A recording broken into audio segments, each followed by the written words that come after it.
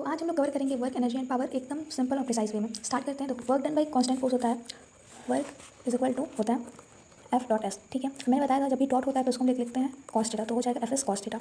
अब देखो, जो ये वर्क होता है ये होता है स्केलर क्वांटिटी, स्केलर होता है, इसका यूनिट होता है जूल, जूल को और लिख सकते हैं न्यूटन मीटर। इसका ये ऐसा यूनिट होता है, ठीक है। इसका सीजीएस यूनिट होता है अर्ज। अब देखो, ये जो वर्क होता है ये पॉजिटिव हो सकता है, नेगेटिव हो सकता है और जीरो भी हो सकता है, ठीक है। थीटा जो होता है, थीटा होता है एंगल एफ और एस के बीच का।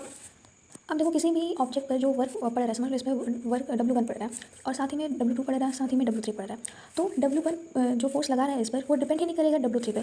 W1 अपने आप से मतलब इसका खुद से मतलब रहेगा, इसका इससे मतलब रहेगा, इसका इससे मतलब, इन दोनों का आपस में कोई मतलब ही नहीं रहेगा। इसका ये मतलब है कि work done by one force does not depends on presence of other forces, ठीक है।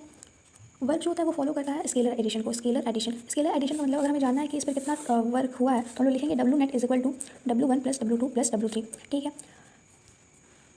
तो चलो हम लोग जानते हैं, जो मैंने बताया कि पॉजिटिव वर्क डन होता है, नेगेटिव वर्क डन होता है, जीरो होता है, तो ये किस केस में होता है। तो समझ लो जब थीटा 0 डिग्री से और कह सकते हैं वेट इसके बीच हो, 0 से 90 के बीच में हो, ठीक है। तो उसमें जो वर्क डन होता है वो होता है पॉजिटिव। वर्क डन पॉजिटिव है तो इसमें काइनेटिक एनर्जी बढ़ती है, काइनेटिक एनर्जी बढ़ेगी तो स्पीड भी क्या होगी, स्पीड भी बढ़ेगी। अगर जो तुम्हारा थीटा है, थीटा तुम्हारा इक्वल है 90 डिग्री का, थीटा अगर 90 डिग्री का है तो इसमें वर्क तुम्हारा होगा जीरो, वर्क जीरो होगा, काइनेटिक एनर्जी इसमें होगी कांस्टेंट, काइनेटिक एनर्जी इसमें होगी कांस्टेंट और साथ में स्पीड जो होगी वो भी क्या होगी, वो भी होगी कांस्टेंट, ठीक है।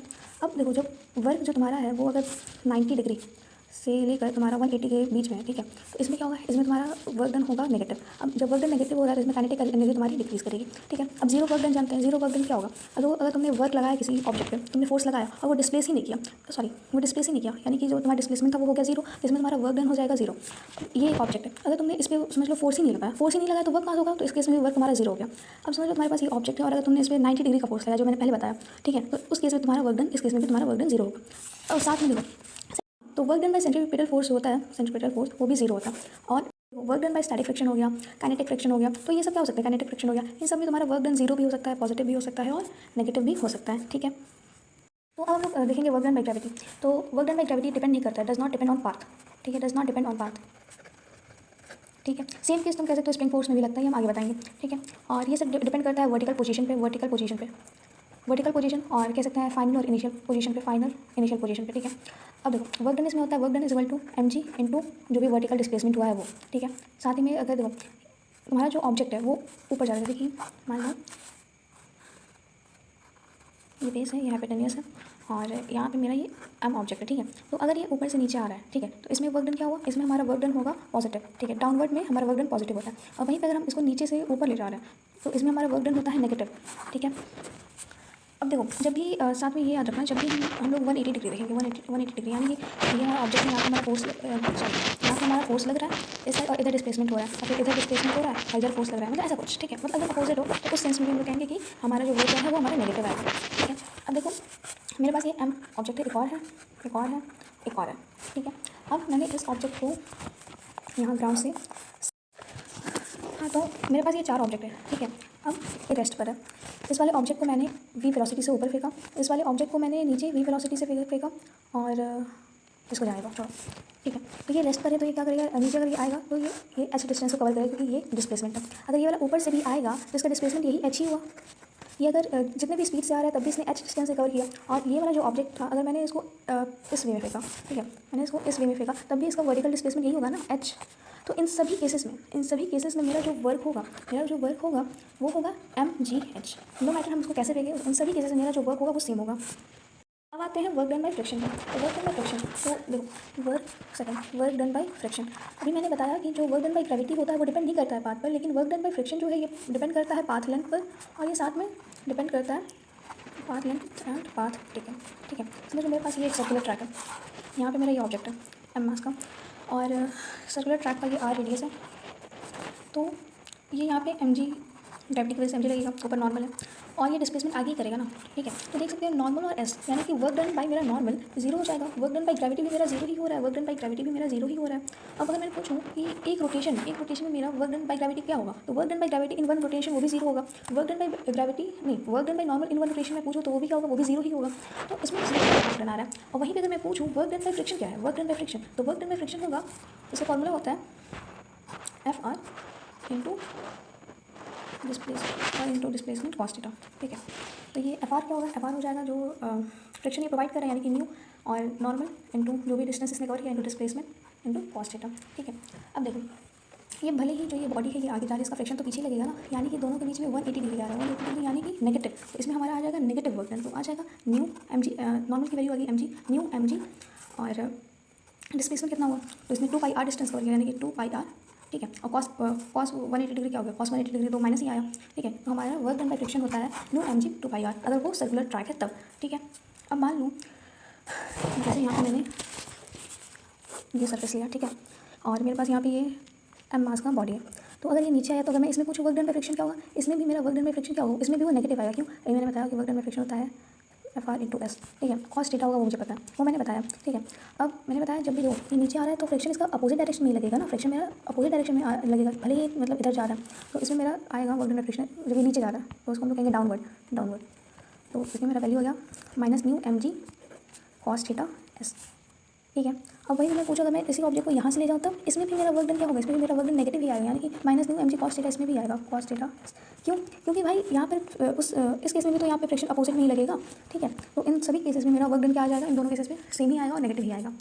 अब आते हैं work done by spring force, तो तीसरा है work done by spring force, work done by spring force. तो work done by spring force होता है work done is equal to minus half K x final का स्क्वायर माइनस एक्स इनिशियल का square, ठीक है। अब देखो अगर इनिशियल पोजीशन मेरा मीन है, यानी इसमें ये मेरा नॉर्मल पोजीशन पे ये मेरा स्प्रिंग है, ठीक है, तो ये मीन पोजीशन पे अपने मीन पोजीशन पे, तो इस केस में हम लोग क्या करते हैं, हम लोग इस केस में इनिशियल पोजीशन को 0 कंसिडर करते हैं। इस वाले केस में वैसे नॉर्मली तो ये फॉर्मूला यूज़ करेंगे, तो इसमें आ जाएगा वर्क डन, हमारा आ जाएगा work done is equal to सिर्फ इस वाले केस में minus half a x final का स्क्वायर, ठीक है।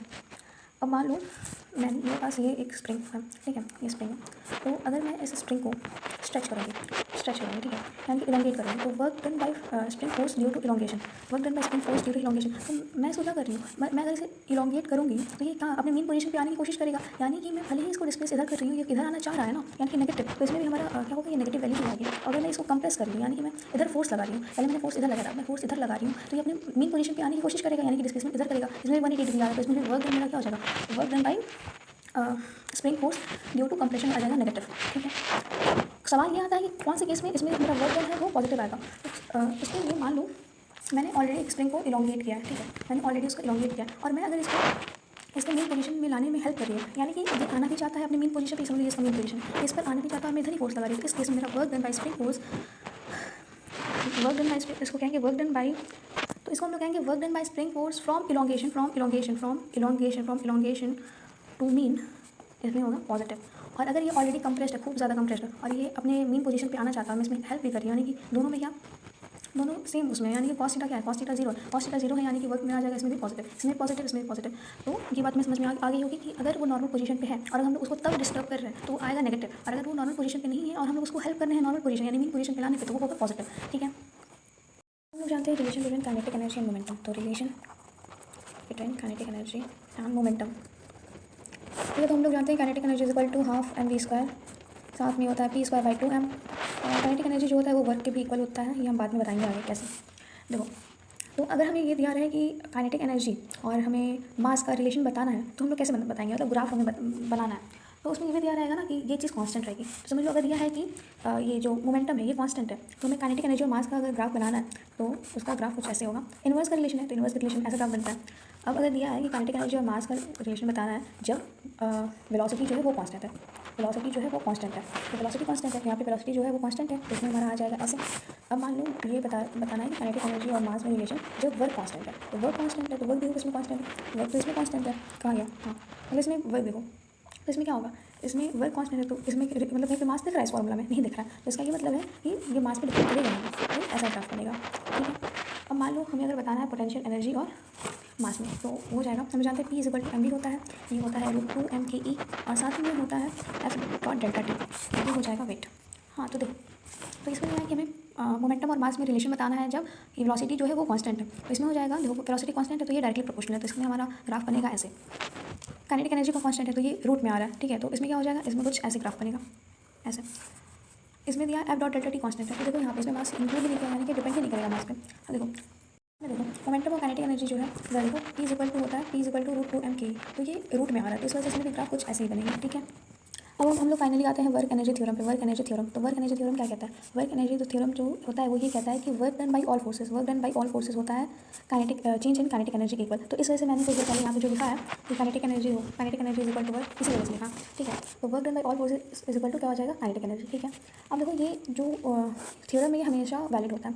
कैसे वैलिड होता है? देखो जैसे फोर्सेस हो गए, जैसे कि इंटरनल फोर्स हो गया, एक्सटर्नल हो गया, कंजर्वेटिव फोर्स हो गया, नॉन कंजर्वेटिव हो गया, सूडो फोर्स हो गया, सबके लिए वैलिड है। यानी कि जो वर्क होता है वो होता है is equal to change in kinetic energy. और इसको हम और क्या लिख सकते हैं? वर्क को हम लोग लिख सकते हैं एफ डॉट एस, ठीक है। अगर कहीं पे तुम मतलब कोई क्वेश्चन दिया है जिसमें तुम्हें ये पूछा है कि वर्क निकालो और वहाँ पे तुमको काइनेटिक एनर्जी, तो तुम्हें पता है काइनेटिक एनर्जी यहाँ पे फाइंड की जा सकती है, तो तुम अगर काइनेटिक एनर्जी फाइंड करोगे तो वो वर्क इक्वल ही होता है, तो बात बराबर ही हुई। समझ लो कहीं पे दिया है तुम्हें काइनेटिक एनर्जी फाइंड करनी है और वहाँ पे ये वाला फॉर्मूला तुम लोग देख सकते हो कि लग रहा है, तो वहाँ पे तुम क्या करोगे? तुम लोग काइनेटिक एनर्जी ऐसे भी फाइंड कर सकते हो, ठीक है। अब हम लोग जानते हैं कि नॉन कंजर्वेटिव फोर्स क्या होता है, नॉन कंजर्वेटिव फोर्स और कंजर्वेटिव फोर्स। देखो नॉन कंजर्वेटिव फोर्स और कंजर्वेटिव फोर्स, तो वो सभी फोर्सेस जहाँ पे पोटेंशियल एनर्जी का कॉन्सेप्ट डिफाइन नहीं होता है वो होता है नॉन कंजर्वेटिव, और जहाँ पे पोटेंशियल एनर्जी का कॉन्सेप्ट डिफाइन होता है, पोटेंशियल एनर्जी का कॉन्सेप्ट डिफाइन होता है वो होता है कंजर्वेटिव फोर्स। देखो यहाँ पे डिफाइन नहीं हो रहा है, तो जैसे कि क्या तुमने कभी सुना है कि टेंशन का पोटेंशियल एनर्जी होता है? नहीं, तो ये आ गया नॉन कंजर्वेटिव में। तुमने सुना है नॉर्मल का पोटेंशियल एनर्जी? नहीं, तो ये भी आ गया नॉन कंजर्वेटिव में। सेम चीज़ तुम यूज़ कर सकते हो फ्रिक्शन के लिए। फ्रिक्शन का पोटेंशियल एनर्जी सुना है? नहीं, तो वो आ गया नॉन कंजर्वेटिव में। ये जो नॉन कंजर्वेटिव फोर्स होता है ये डिपेंड करता है पाथ पे, work done depends on path, ठीक है, डिपेंड्स ऑन पाथ। अब देखो ये वाली जो नॉन कंजर्वेटिव फोर्स होते हैं ये क्या होते हैं? इसमें जो वर्क डन होता है, वर्क डन इसमें होता है नॉट रिवर्सिबल। नॉट रिवर्सिबल यानी कि इसमें जितना भी वर्क डन लगाओगे वो सारा क्या हो जाएगा? लॉस हो जाएगा, लॉस हो जाएगा। इस वजह से इसको क्या कहते हैं? इस वजह से इसको कहते हैं डेसिपेटिव फोर्स भी कहते हैं, डेसिपेटिव फोर्स।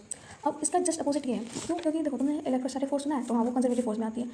तो अब देखो इसमें ये जो होता है ये डिपेंड करता है किस पे? ये पोटेंशियल एनर्जी पे डिपेंड करता है, लेकिन ये क्या करता है? ये डिपेंड नहीं करता है पाथ पे, मतलब ये डिफाइन किया जाता है पोटेंशियल एनर्जी से, लेकिन ये डिपेंड नहीं करता है पाथ पे, पाथ पे डिपेंड नहीं करता है, ये डिपेंड करता था पाथ पे। तो work done bye close path इसमें हो जाएगा जीरो के इक्वल, इसमें work done bye close path zero के इक्वल हो जाएगा। ये वाला वर्क डन जो होता है ये रिवर्सिबल होता है, ये रिवर्सिबल होता है, और फोर्स बाय कंजर्वेटिव फोर्स हम लोग यूज़ करते हैं is equal to minus d u by d r. तो अब हम लोग जानेंगे क्या कहते हैं रिलेशन इन दोनों का, ठीक है। तो अब हम लोग जानते हैं relation between conservative force and potential energy, ठीक है। मैंने बताया force by conservative force equal to minus d u by d r, ठीक है। तो अगर हमें निकालना है ये, इसको हम लिख सकते हैं कि change in potential energy is equal to integration of F dot d r, ठीक है। अब देखो हम लोग, अब तुम सोचो यहाँ पे मैंने ये क्यों लिखा है, डेल्टा क्यों बुला दिया? क्यों मैंने यहाँ पे चेंज इन पोटेंशियल एनर्जी निकाला? तो बताओ, अगर तुमसे कोई कहे कि वर्क डन निकालना है तो तुम बताओगे ना कि पहले यहाँ पे था फिर यहाँ पे पहुँचा, तो मतलब तुमने दो पॉइंट, तुमने रेफरेंस का यूज़ किया, तो तब तुम्हें पता चल रहा है कि हाँ पहले वो यहाँ पे था तो यहाँ पे पहुँचा तो ये वर्क डन मिला। तो इस वजह से सेम चीज़ की वजह से यहाँ पे हम लोग क्या करते हैं? दो पॉइंट्स को यूज़ करते हैं, यानी कि यू फाइनल पे ये पोटेंशियल थी, यू इनिशियल पे ये पोटेंशियल थी, तो इस वजह से चेंज इन पोटेंशियल एनर्जी हम लिखते हैं, ना कि सिर्फ पोटेंशियल एनर्जी को, ठीक है। अब देखो ये पोटेंशियल एनर्जी जो रहती है, देखो पोटेंशियल एनर्जी जो रहती है, पोटेंशियल एनर्जी मैंने बताया कि पोटेंशियल एनर्जी जो रहती है ये रेफरेंस पॉइंट पे डिपेंड करती है, ये रेफरेंस पॉइंट पे डिपेंड करती है, लेकिन जो चेंज इन पोटेंशियल एनर्जी होती है ये डिपेंड नहीं करती है रेफरेंस पॉइंट पे, ठीक है, ये डिपेंड नहीं करती है रेफरेंस पॉइंट पे। अब देखो हमारे पास क्वेश्चन आया, क्वेश्चन हम नेक्स्ट वीडियो में बताएंगे। देखो फोर्स बाई कंजर्वेटिव फोर्स होता है is equal to minus use किया जाएगा हमेशा, तो ये आ जाएगा minus d u by d r i cap plus d u by d r d u by d x by d y plus d u by d z, ठीक है। अब देखो साथ ही में जो मैंने बताया कि डेल्टा यू इक्वल टू ये होता है integration of F dot d r, तो इसको हम लोग और क्या लिख सकते हैं? माइनस का साइन हम भूल गए, ठीक है, तो माइनस भी रहेगा यहाँ पे, तो इसको हम लोग और क्या लिख सकते हैं? इसको हम लोग लिख सकते हैं is equal to minus of work done by conservative force, ठीक है। ये एक इंपॉर्टेंट फॉर्मूला भी है। तो हम लोग जानते हैं कि वर्क एनर्जी थ्योरम के हिसाब से work done by all forces होता है चेंज इन काइनेटिक एनर्जी, ठीक है। तो हम लोग ये भी लिख सकते हैं कि work done by conservative force plus work done by non conservative force होता है चेंज इन काइनेटिक एनर्जी के इक्वल, ठीक है। अब मान लो कोई सिस्टम है जहाँ पे तुम्हारा जो ऑब्जेक्ट है उस पर नॉन कंजर्वेटिव फोर्स लग रहा है, लेकिन ये डिस्प्लेस नहीं कर रहा है या फिर कुछ ऐसा हो रहा है जिसकी वजह से तुम्हारा work done non conservative force का जीरो के इक्वल हो जा रहा है, ठीक है। फोर्स लग रहा है, वो प्रेजेंट है, लेकिन तुम्हारा जो वर्क डन है वो जीरो के इक्वल है, ठीक है। तुम्हारा जो वर्क डन है वो जीरो के इक्वल है, तो इस वजह से हम लोग यहाँ पे लिखेंगे कि work done by conservative force, इस वाले केस में आ जाएगा work done by conservative force plus work done by non conservative force equal to change in kinetic energy, ये जीरो के इक्वल होता है, ठीक है। तो अब हम लोग जानते हैं कि work done by conservative force क्या होता है? माइनस डेल्टा यू होता है, minus delta u plus zero is equal to change in kinetic energy, ठीक है। अब देखो अगर हम इसको इधर लाएंगे तो आ जाएगा minus change in kinetic energy is equal to U plus K E is equal to zero, यानी कि हम लोग ये लिख सकते हैं कि change in mechanical energy is equal to zero, ठीक है। ये इधर जाएगा तो ये सेम, मतलब ये माइनस हट जाएगा, ठीक है। तो हम लोग ये लिख सकते हैं कि change in mechanical energy is equal to zero, और जो ये चीज़ मैंने लिखी है यही तो होती है तुम्हारी conservation of COME, conservation of mechanical energy, ठीक है। अब देखो ये तो मैंने लिख दिया। हम लोग ये जानते हैं कि डेल्टा यू, ये मैंने पहले बता दिया है, is equal to minus work done by conservative force. हम लोग इससे ये लिख सकते हैं इससे कि KE initial plus u initial is equal to kinetic energy final plus u final, ठीक है। अब जब work done by non conservative force इसमें जीरो होगा तब ये फॉर्मूला तुम्हारा ये लगेगा, ठीक है। तो जब भी नॉन कंजर्वेटिव फोर्स तुम्हारा जीरो लगेगा तभी ये फॉर्मूला यूज़ होगा, ठीक है। ये हो गया तुम्हारा दूसरा फॉर्मूला। पहला फॉर्मूला ये था, ये वाला, ठीक है, ये तुम्हारा पहला दूसरा। अब वो तीसरा फॉर्मूला क्या है? तीसरा फॉर्मूला ये कहता है कि मान लो कोई सिस्टम है तो उसमें कंजर्वेटिव फोर्स भी लग रहा है, नॉन कंजर्वेटिव फोर्स भी लग रहा है, यानी कि work done bye conservative force plus work done by non conservative force. यानी कि हम लोग जानते हैं कि सभी फोर्सेस का जो वर्क डन है वो होता है चेंज इन काइनेटिक एनर्जी के इक्वल, ठीक है। तो इसमें ये दोनों लग रहा है, लेकिन यहाँ पे क्या हो रहा है, तुम्हारा जो काइनेटिक एनर्जी है वो कांस्टेंट है। तो जब काइनेटिक एनर्जी कांस्टेंट है यानी कि वो चेंज नहीं हो रहा है, तो चेंज नहीं हो रहा है यानी कि डेल्टा इज क्या हो गया, ये जीरो के इक्वल आ गया। तो और ये जो work done bye conservative force होता है इसको हम लोग लिखते हैं minus delta u plus work done by non conservative force हमारा आ गया जीरो के इक्वल, ठीक है। तो अगर हम लोग इसको इस साइड भेजेंगे तो आ गया work done by non conservative force is equal to change in potential energy, ठीक है। ये हो गया हमारा तीसरा फॉर्मूला। अब आते हैं कुछ और कॉन्सेप्ट्स पे कि देखो ग्रेविटेशनल पोटेंशियल, ठीक है। तो ये है हमारे पास एक सरफेस, ठीक है। अब इस वाले सरफेस पे ये जो हम लोग रेफरेंस लिए हैं, तो इस वाले सरफेस पे हम लोग ये मान रहे हैं कि यहाँ पे जो तुम्हारा पोटेंशियल एनर्जी है वो जीरो इक्वल है, यानी कि तुम हॉरिजॉन्टली जहाँ पर कहीं भी जाओगे वहाँ पे तुम्हारा पोटेंशियल एनर्जी जीरो ही मिलेगा तुम्हें, ठीक है। ऊपर जाके चेंज करेगा, नीचे जाके चेंज करेगा, ऊपर जाके पॉजिटिव रहेगा, नीचे जाके नेगेटिव रहेगा, ठीक है। अब तुम यहाँ से क्या कहते हैं, तुम्हें बताना है कि यहाँ पे इसका क्या पोटेंशियल एनर्जी रहेगा। तो यहाँ पे इसका पोटेंशियल एनर्जी रहेगा तुम्हारा इसका रहेगा you is equal two plus mgh, ठीक है। ये एच हाइट है। अब वही मैं पूछ लूँ कि इससे नीचे की साइड में तुम्हारा पोटेंशियल एनर्जी क्या होगा जब एच हाइट पे है, तो यहाँ पे हो जाएगा तुम्हारा potential energy u is equal to minus mgh, ठीक है। मान लो ये सेम चीज़ है, मैंने आगे एक्सटेंड किया, ये मानो। तो यहाँ पे मेरा ये एक रॉड है, ये रॉड है, इस वाले में इसको पॉजिटिव लेंगे ना ऊपर का, इसका नेगेटिव, ठीक है। ये जो रॉड है तो इसका सब पूरा मास इसका सेंटर ऑफ मास पे है, ये सेंटर ऑफ मास। और ये बताना है कि यहाँ पे इसका क्या, इसका पोटेंशियल एनर्जी कितना होगा। तो ये रॉड है m मास का l लेंथ, तो यहाँ पे इसका पोटेंशियल एनर्जी हो जाएगा u is equal two plus mg/2, ठीक है। इसका पूरे लेंथ का आधा हम लोग कर देंगे। अब अगर हम यहाँ पे पूछे तो यहाँ पे इसका आ जाएगा u is equal to minus mg/2। अब देखो आते हैं मेरे पास स्प्रिंग, ठीक है। स्प्रिंग वाले केस में यहाँ पे जो इसका डिफरेंस है u difference is equal to zero लेंगे। अब अगर ये स्प्रिंग जो है वो इसी तरह से लेटे हुआ है तो इसमें हमारा पोटेंशियल एनर्जी हो जाएगा जीरो के इक्वल। क्यों? क्योंकि लाइन पर है, मैंने बता दिया इस पर जाएगा तो जीरो ही होगा। अब अगर मैंने इसको यहाँ से लटका दिया, ठीक है, तो इस वाले केस में क्या होगा, इस वाले केस में ये m मास का है, l लेंथ का है, तो इसका सेंटर ऑफ मास यहाँ बीच में आएगा ना, तो इसमें हो जाएगा u is equal to minus mg/2। अगर ये क्या कहते हैं, आधा इस पर है और आधा ये नीचे की साइड आया, ठीक है। तो इसमें क्या होगा, इसमें इसका सेंटर ऑफ मास इस वाले में भी यहीं पे रहेगा, यहाँ पे ही रहेगा सेंटर ऑफ मास। तो हाँ, तो इसमें हम लोग देख सकते हैं कि इसमें इसका मास भी नीचे आया है और इसका ये लेंथ भी नीचे आया है। तो इस वाले केस में ये हो जाएगा u is equal to minus m/2 g। अब देखो इसका ये ऊपर आधा लेंथ है तो ये l/2 था, अब इसका आधे का भी आधा हो जाएगा यानी कि l/4। तो यहाँ पे हमारी वैल्यू है minus mgl/8 u is equal to, ठीक है।